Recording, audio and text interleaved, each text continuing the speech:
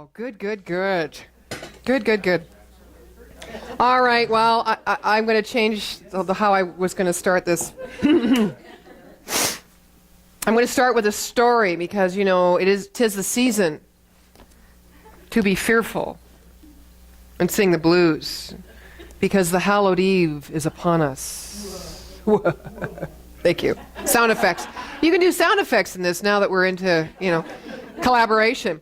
So here's the story. Bob Hill and his new wife Betty were vacationing in Europe because they couldn't sing the blues either. But it was right near, as it happens, Transylvania. Thank you. They were driving in a rental car along rather a deserted highway, and it was late and it was raining very hard. Now Bob could barely see the road in front of his car. Suddenly, the car skid out of control. So Bob attempts to control the car, but to no avail. He swerves and smashes into a tree, and moments later, Bob shakes his head, because it didn't fall off, to clear the fog. Dazed, I added that piece. Dazed, he looked over at the passenger seat and sees his wife unconscious and her head is bleeding. So now he panics. Despite the rain and unfamiliar countryside, he knows he's got to get her medical assistance. So he picks her up very carefully, he lifts her out of the car, and he starts walking. After a short while, he sees a light, and he heads toward the light, which luckily is coming from an old, large house.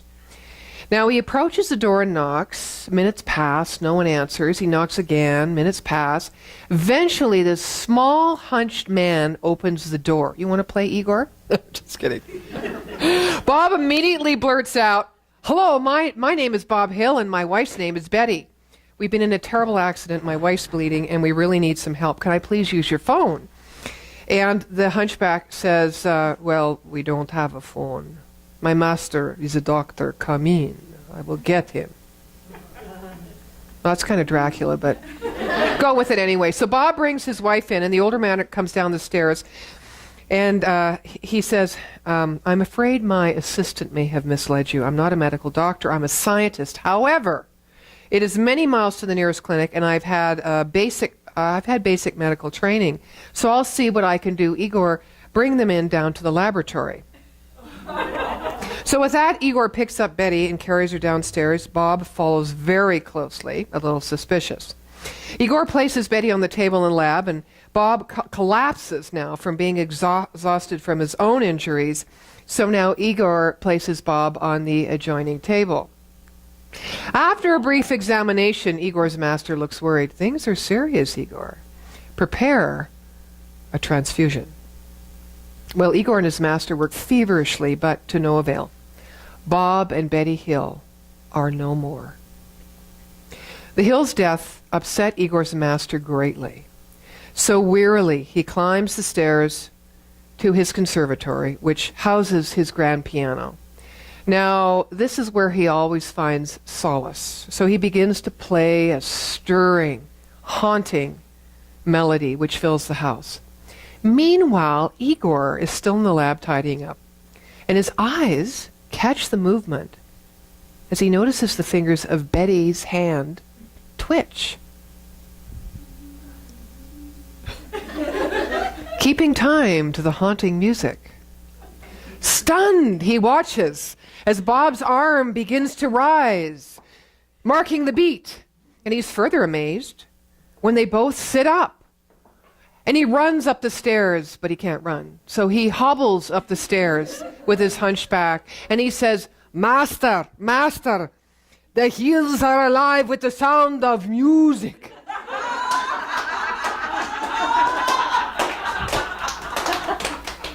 Which has absolutely nothing to do with the talk. But, after Patty's song, I thought, I should do something of the like. I'll tell you, it's a lot better humor than what we got from Reverend Doug at our leadership yesterday. I bless you. It's time to go. Really? Yeah, 8 hours. That's a stretch that sometimes seems stretched, but that's the endearing part about you. You know what I love about Doug is that, and how I'm influenced by Doug, is that he is of such great conviction. Now, you know, we know friends in our lives or people in our lives that have similar conviction, and they go on and on and on and on and on and try to influence or shift our own mind, our minds, so that they have company within their minds. You know, we know those people. And some of those people are very well intended. Some just like to talk, right? Some want to make themselves right in the eyes of the world. Sometimes that person is us, right? We have tried sometimes to get other people to buy into our opinions or our vision or our mission. And sometimes there's resistance because people have their own ideas. You know, when I do christenings, there's a saying from the prophet, from Cahill Gibran, that talks about,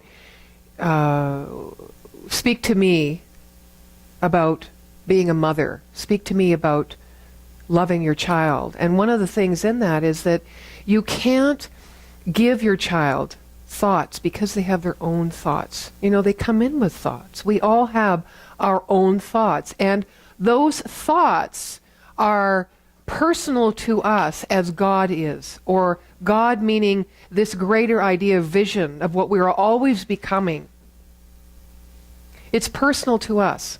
And so when we talk to people or listen to people, and when we are attracted to certain people who we decide we will or discern we will allow influence us, it's usually because that deeper song soul or that deeper knowing within them comes from affluence, from the knowing of that mystery of life and how it operates in them as their source, rather than an ego opinion based on what they think they might need that they are missing.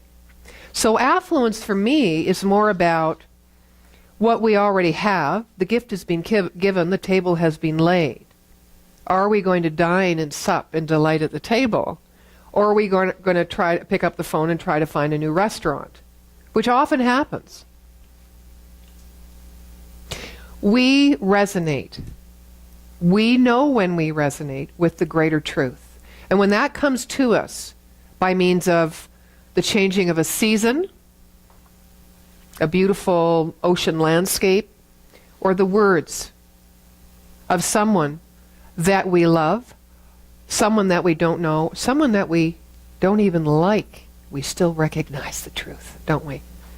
We do. And what that does is it not reestablishes, but brings to our mind to the fact that we were born affluent. We were born with everything that we need. It is like music to our ears. We become stepchildren to the hills. Right? We come alive with the sound of music. And the sound of music is the truth. Now, we all have our own ways of feeling that truth, and we all have our own ways of identifying how that truth appears in our life, but the truth is the truth is the truth. It's the common truth. It is the thread that runs through the heart of every teaching, which is why Doug has so much conviction, which is why I have, which is why the ministers here and the practitioners here are devoted not to sharing the teaching as much as living the teaching and allowing that expansion and expression of the Spirit and the beloved within them to sing. You know, the side benefit from becoming well or healing or holding ourselves is that we get to live it. But first we have to become it. And this is a matter of affluence, not influence. Bless you.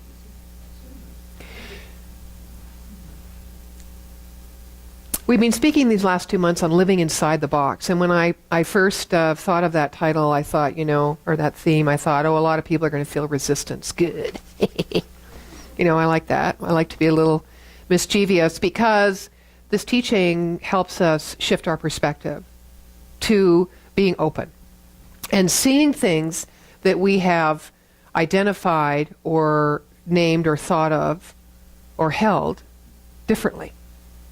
It helps us release our grasp on belief. Now, metaphysics tells you that a trained thought, which is trained toward the affluence of the truth, is much stronger than an untrained thought, which tends to believe in illusion or that which our ego decides is true because it will benefit us, either on a conscious or a subconscious level.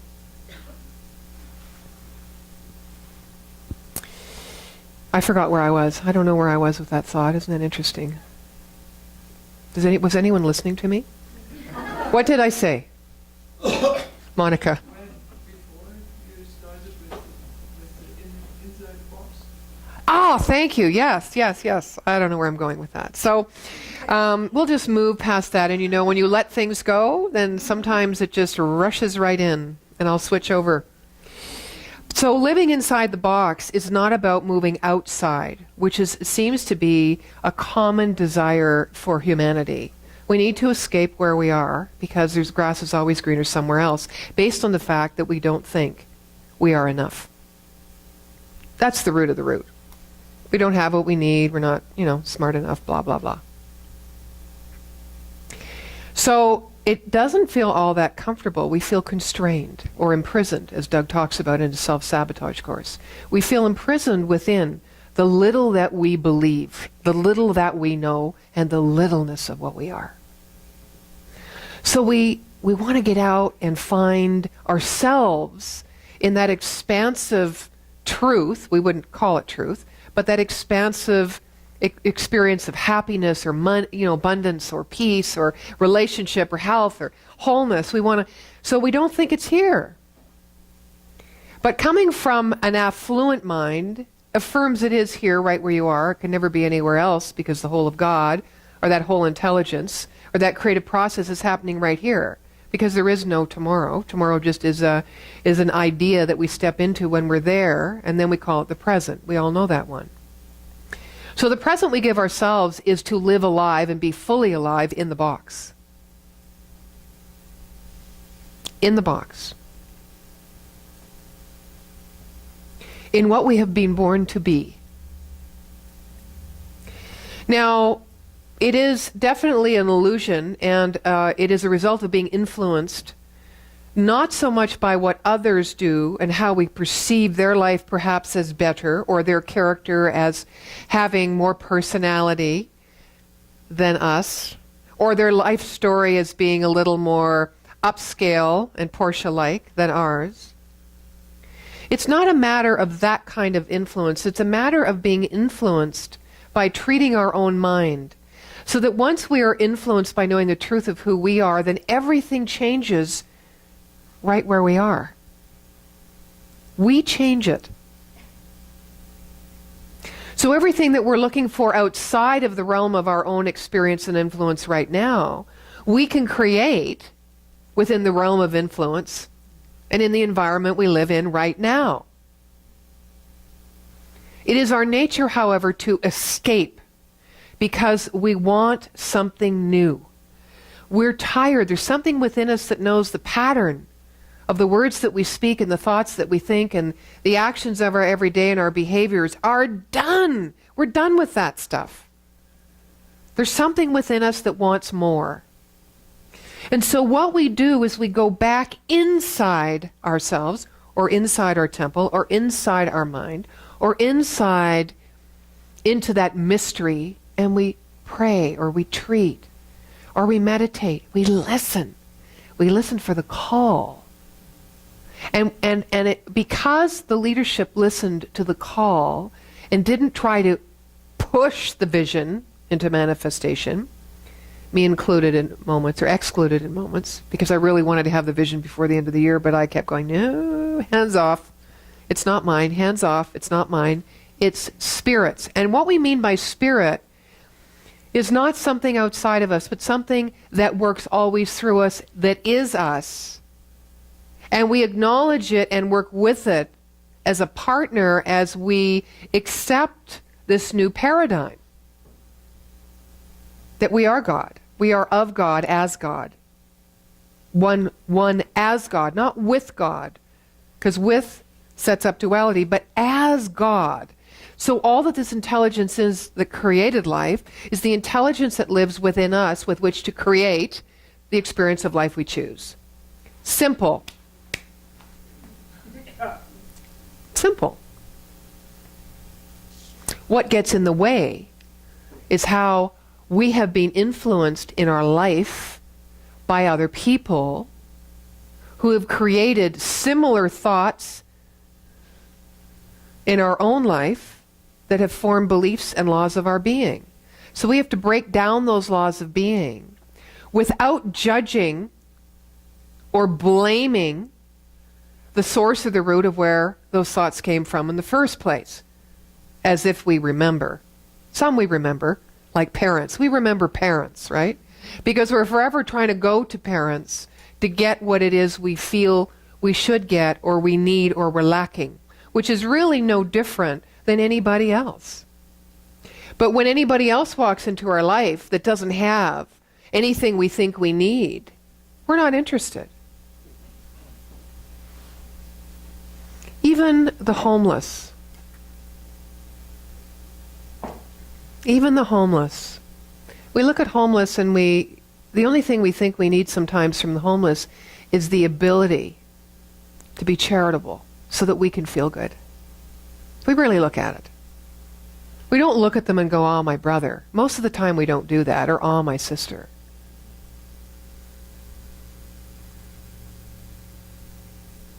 But each one of us are working to saying, "Oh, my brother, oh, my sister." Deep within our own heart and mind, we know. It isn't that it's the right way to behave or be, but it's the truth. They are mere reflections of us in a time in our life that may be in present time, it may be in past time,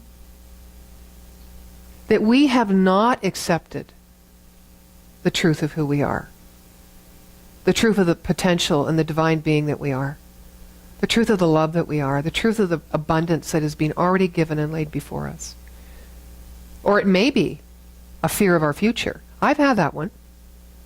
Am I going to end up a bag lady? Has anyone had that one? Oh my gosh. Or bag man. Is there a bag man? That's the criminal element. Oh. A bag man. Oh. Different. Hobo. Hobo.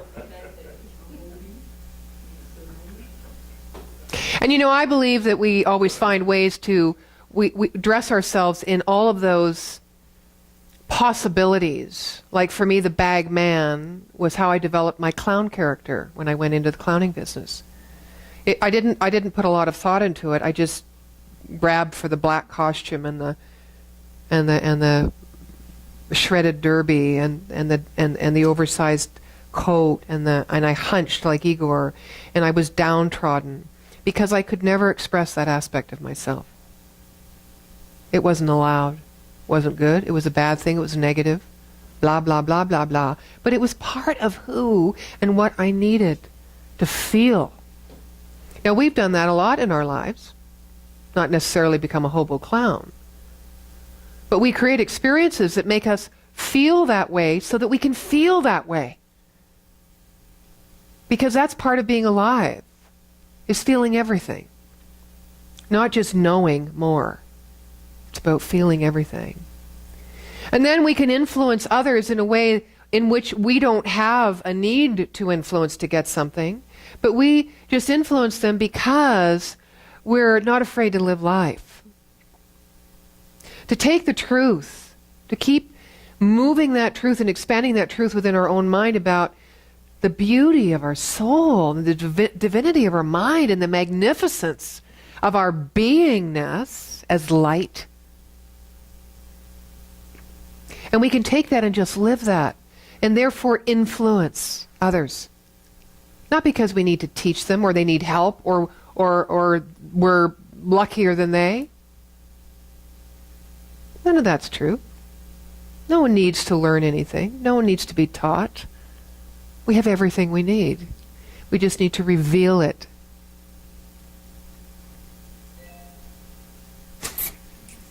Thank you for the affirmation. So living inside the box is never about seeking or getting. It's just about being and giving. So as we start to comply with and work with this affluence, our birthright, and be it, we are automatically giving it. There really isn't anything or that much for us to do. We are innate teachers. You know how it is when we're young and they say, well, we learn so much more from our parents by what they don't say, by the energy of their body, rather than their words, because oftentimes those don't concur, right? Because parents have such a huge responsibility and a huge devotion and commitment to their children, to raising children. I can't even imagine what that's like. That often there's not enough room for themselves to express. Right? So they express in silence and in energy, but their words say something else because their minds say this is what this child needs to know or what I am responsible to teach them and how I'm supposed to guide them. But often there's a discrepancy in that relationship. I know there was in mine. And I took with me my whole life, just tell me the truth. Please just show me how you feel. You know, please be honest with me. That's what a child wants. They can figure the rest out. They think that's love, you know?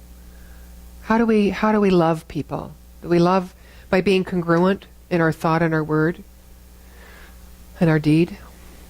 And it's hard to be congruent when we're being influenced by other thoughts that have become the law of our being, which emanate through us and move into our thought, word, and deed every day. Living inside the box is being fully present with who we are, whether we like ourselves or not.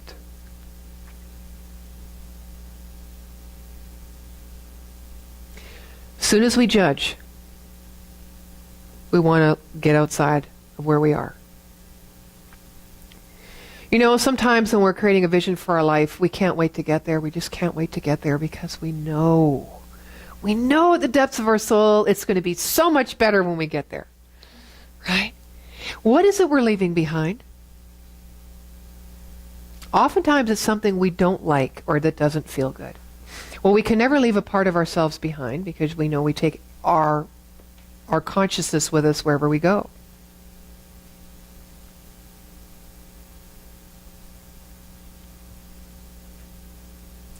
So what is our consciousness? Is our consciousness one about leaving legacy? Is it about leaving a spiritual legacy? Now, spiritual legacies we started talking about recently, but we started talking about it as in the form of money, right? In the form of endowment funds and bequests. And, you know, how can you, maybe you want to, when you give to your spiritual community or you give to other places, you'd like to designate where your funds go. Maybe you'd like to designate it to the educational fund. So other people who temporarily don't have the funds to learn or pay for a class can drink of some ancient wisdom. Right? But if spiritual legacy isn't material, if it's energy, what is the trail of energy that we leave as we walk this earth? As we walk this earth. Never mind when we are not on this earth, feet are not planted in the third dimension, and we've moved on to our eternal life as spirit. But even right now, what is the spiritual legacy we leave? If it isn't in the form of money or something material or tangible.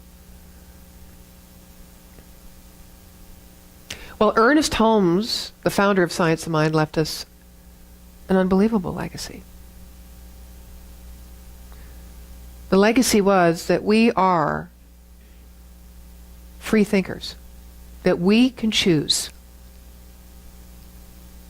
and that we have the knowledge that we have everything that we need to create a life of our choosing. Now, sometimes that doesn't feel very good, right? Because we're confused and we don't know what to choose. We don't know how to change our life. But what we do know, each of us here, right now, knows already, without any dressing or any vision or any goals. We know how to be real. We know how to be authentic. We know how to love. We know how to reach out and touch someone because that's our innate nature. Empathy, compassion. We know how to laugh. We just did it. We know how to be the qualities that are inherent within us. We are affluent. And this is how we influence. This is the spiritual legacy we leave, is to be the truth of who we are.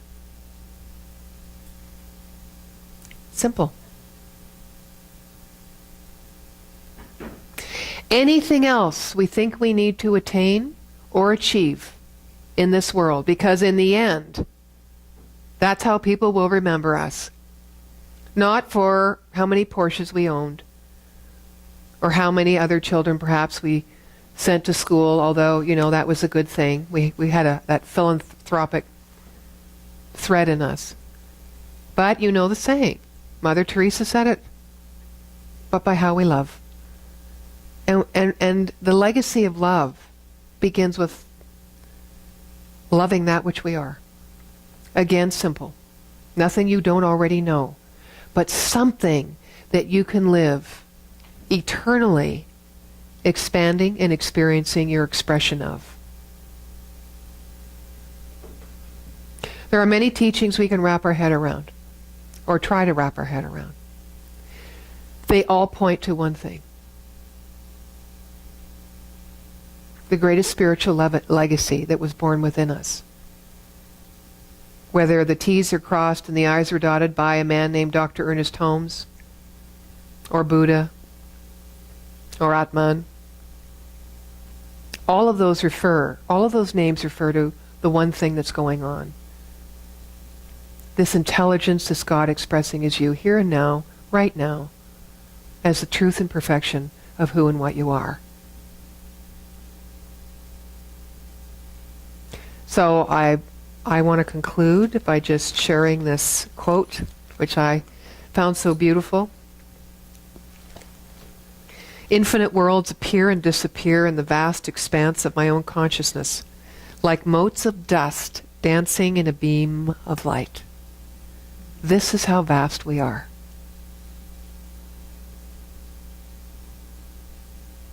We are the vastness of the eternal mystery.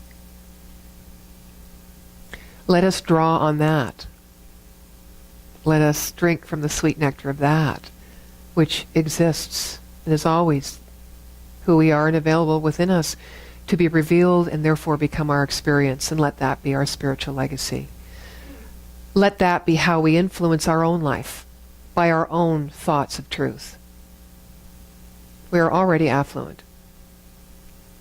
There is nothing to be done, only something to be lived. And so it is.